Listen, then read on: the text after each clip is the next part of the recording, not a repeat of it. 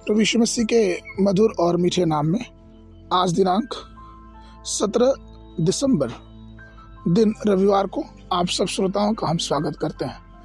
आज के दिन के लिए जो वचन है लिया गया है प्रकाशित वाक्य पुस्तक उसका 16 अध्याय 15 पद। देख मैं चोर की नाई आता हूँ, धन्य वह है जो जागता रहता और अपने वस्त्र की चौकसी करता है कि नंगा ना फिरे और उसका नंगापन ना दिखे।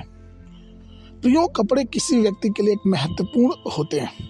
एक कहावत कही जाती है कि एक व्यक्ति अपने व्यक्तित्व का आधा जो हिस्सा है वो अपने चरित्र से बनाता है और आधा जो हिस्सा है वो अपने कपड़े की देखरेख से बनाता है, अर्थात जो कपड़ा पहना रहता है। हम इस दुनिया में देख सकते हैं कि जो कॉर्पोरेट कंपनीज में काम करते हैं उनके कपड़े पहनने का जो तरीका होता है वो बिल्कुल अलग होता है। कुछ कंपनियों के जवान कपड़े अलग तरीके से पहनते हैं। उसी प्रकार से परमेश्वर ने हम जो उसके डरने वाले डरवैये हैं हमें एक वस्त्र दिया है। उदाहरण के लिए व्यवस्था विवरण की पुस्तक उसके 22 के 5 में परमेश्वर ने आज्ञा देती कि स्त्री पुरुष का वस्त्र ना पहने और ना पुरुष स्त्री का वस्त्र पहने, क्योंकि ऐसा करने वालों से परमेश्वर घृणा करता है। परमेश्वर की उपस्थिति में ही निर्गमन उसके 31, 10 और 11 पद में परमेश्वर ने याजकों को भी वस्त्र की निर्धारण किया था। यहाँ तक कि जब सृष्टि की उत्पत्ति किया परमेश्वर ने तो प्रभु ने आदम और हव्वा को अपने महिमा का वस्त्र पहनाया, लेकिन जब उन्होंने पाप किया, पाप की वजह से उन्होंने अपने आप को पाया कि वो नंगे हैं। उन्होंने अपने आप को अंजीर के पत्तों से ढका और ये बहुत दयनीय स्थिति थी। परमेश्वर जब उनसे शाम को मिलने आया तो उसने उनके लिए चमड़े का अंगरखा बनाया। और आज भी परमेश्वर हमें एक उद्धार का वस्त्र पहनाता है। यशायाह की पुस्तक उसके 61 के 10 में लिखा है कि वो हमें धार्मिकता का अर्थात उद्धार का वस्त्र देता है और ये हमारे पापों को क्षमा करने वाला वस्त्र है। पहला यूहन्ना उसके पहले अध्याय के 9 पद में वचन कहता है, यदि हम अपने पापों को मान लें तो हमारे पापों को क्षमा करने और हमें सब अधर्म से शुद्ध करने में विश्वास योग्य धर्मी है।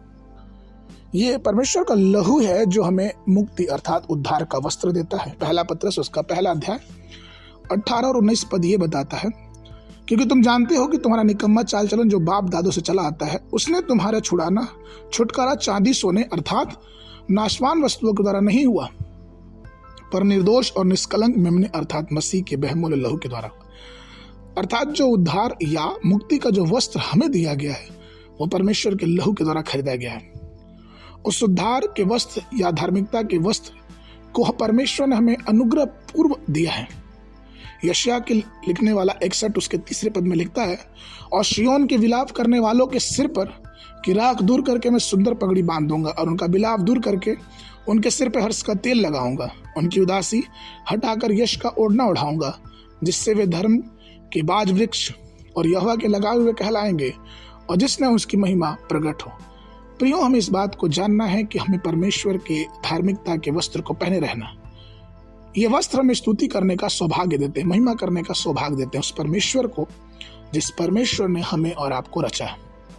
इसलिए जो हम परमेश्वर के लोग हैं हमें चाहिए कि हम जागते रहें, परमेश्वर के स्तुति और आराधना करते रहें, उसके अनुग्रह में बने रहें, ताकि उसकी धार्मिकता का वस्त्र हम पहने रहें कि जब वो उसका दूसरा आगमन में आए तो हमें उस वस्त्र के साथ पाए।